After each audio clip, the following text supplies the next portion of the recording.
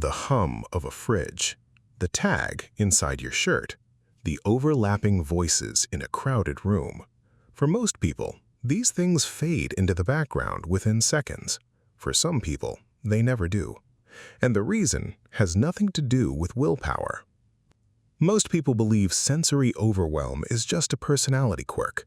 It may actually be a difference in how the brain filters incoming information before you're even aware it arrived. Every second, your senses deliver a flood of raw data: light, sound, texture, smell, temperature, movement. Before any of it reaches conscious thought, your brain has to decide what to ignore. Occupational therapist Ayres, who developed sensory integration theory in the 1970s, described this filtering as a kind of traffic control system, sorting incoming signals so only the relevant ones get through. In most brains, that system quietly discards the hum of the fridge, the pressure of a waistband, the flicker of fluorescent light. You never register most of what your senses actually detect. But that filtering system doesn't work the same way in every brain. Researcher Winnie Dunn's model of sensory processing describes people as sitting at different thresholds. Some brains need far more input before they register a sensation as there, while others register it almost instantly, at a volume that never quite fades.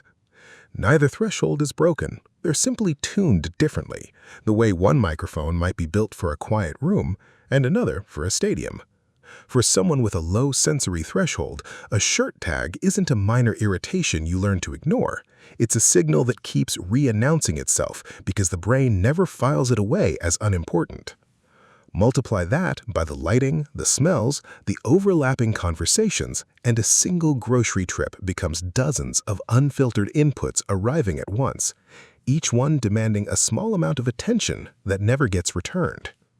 This is where the popular language of being neurodivergent or highly sensitive and the clinical research don't always line up perfectly. Sensory processing differences show up across autism, ADHD, and several other profiles, but not everyone who experiences them fits neatly into one diagnostic category, and not everyone with the diagnosis experiences sensory overwhelm the same way or to the same degree. Researchers are still working out exactly why thresholds vary as widely as they do and how much comes from brain wiring versus early sensory experience. What the evidence does support consistently is that this isn't a matter of choosing to react or failing to toughen up. Autism researcher Temple Grandin, drawing on her own sensory experience, has described the effect as living with the volume permanently turned up on channels most people can mute without even noticing they're doing it. That reframes a moment many people recognize: leaving a party early, snapping at a small noise, needing silence after a normal day at work. It isn't a lack of patience. It's a nervous system that has been processing every unfiltered signal in the room all day, without the discount most brains apply automatically. There's a deeper question underneath this, though, and it isn't really about biology. It's about what a mind is for.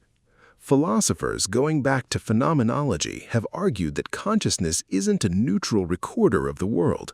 It's an active filter, constantly deciding what counts is real enough to notice moment by moment without asking permission first. If that's true, then two people standing in the same room aren't experiencing the same room at all.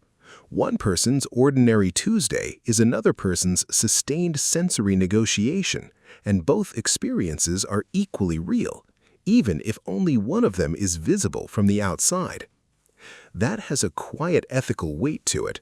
It means overwhelm isn't a flaw in someone's account of their own day. It's a legitimate description of a different perceptual reality, one that simply isn't shared by whoever happens to be standing next to them. If sensory overwhelm has been part of your life, there are ways to work with a nervous system that filters differently rather than fighting it. Start by identifying your specific triggers rather than treating overwhelm as one vague, unmanageable thing. Track which combination of noise, light, texture, or crowding tends to tip you over so you can predict it instead of just enduring it. Build in deliberate recovery time after high-input environments, even 10 or 15 minutes of low stimulation, rather than pushing straight into the next demand on your attention. Where possible, adjust the environment itself. Noise-reducing headphones, dimmer lighting, tagless clothing, or simply sitting with your back to a wall in a busy room can lower the total volume of input your brain has to sort. And when you do need to leave a space early or ask for changes, treat that as basic maintenance for a nervous system with a different threshold, not as an apology you owe anyone. Occupational therapists who specialize in sensory processing can also help build a personalized sensory diet, a structured plan for the input a particular nervous system needs across a normal day. The hum of the fridge, the tag in the shirt, the noise in the room, for some people, none of it ever really goes quiet. Understanding why changes what that means. It isn't a personality problem. It's a different instrument tuned to hear more of the world than most people ever have to.